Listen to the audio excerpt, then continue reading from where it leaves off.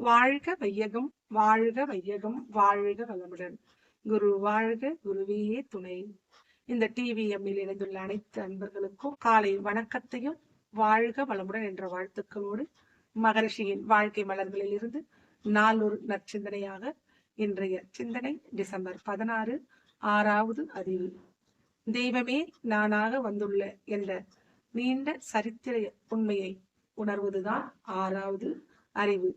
5 புலன்கள் வழியாக மனம் சென்று புலன் கவர்ச்சியில் ஈடுபட்டு தேவையற்ற குழப்பங்களையும் இன்னல்களையும் துன்பங்களையும் அனுபவிப்பதே மனிதனோட இந்த பிறவி.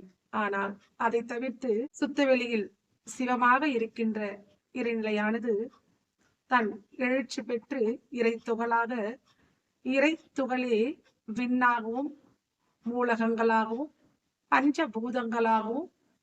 பஞ்சபூதங்களிலிருந்து ஓரறிவு தாவரம் முதல் ஐயறிவு விலங்கினம் வரை வந்து 6வது அறிவு மனிதன்.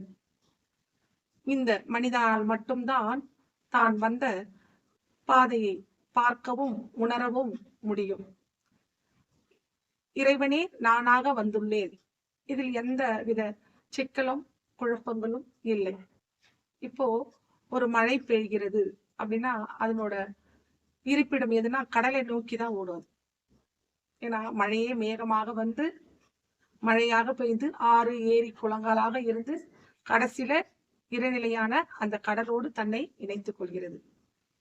அதே மாதிரிதான் மனிதன் எங்கிருந்து வந்த பாதையிலிருந்து மீண்டும் அதே இறைநிலையை உணர்வதற்கு தான் இந்த பிறவியே.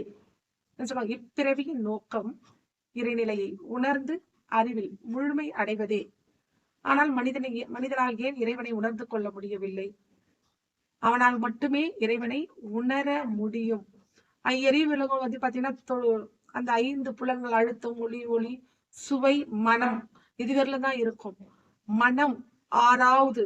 மனம் வந்து பாத்தீங்கன்னா தெளிந்த நீரோடை போலதான் மனம் இருக்கும்.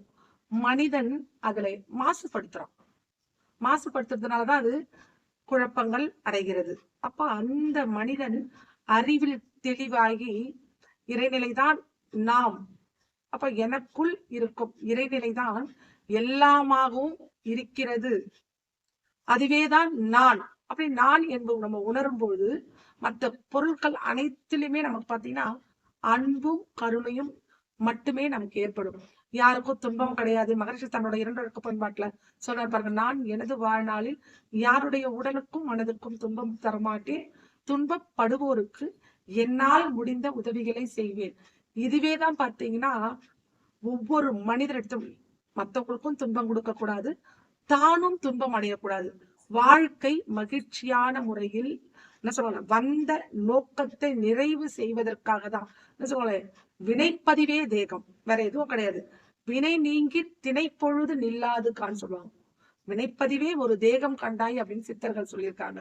அப்போ அந்த வினைப்பதிவோடு வந்த நாம் இறைவனேதான் எல்லாமாக இருக்கிறது என்பதை உணர்ந்து யாருக்கும் துன்பம் தராமல் துன்பப்படும் உயிர்களுக்கு நம்மால் முடிந்த உதவிகளை செய்து நாமும் நலமோடு மற்றவர்களும் நலமோடு வாழ்வதற்கு தொண்டாற்றி இன்பம் காண்போம் என்று கூறி இன்றைய சிந்தனையை நிறைவு செய்து கொள்கிறேன். வாழ்க வளமுடன்.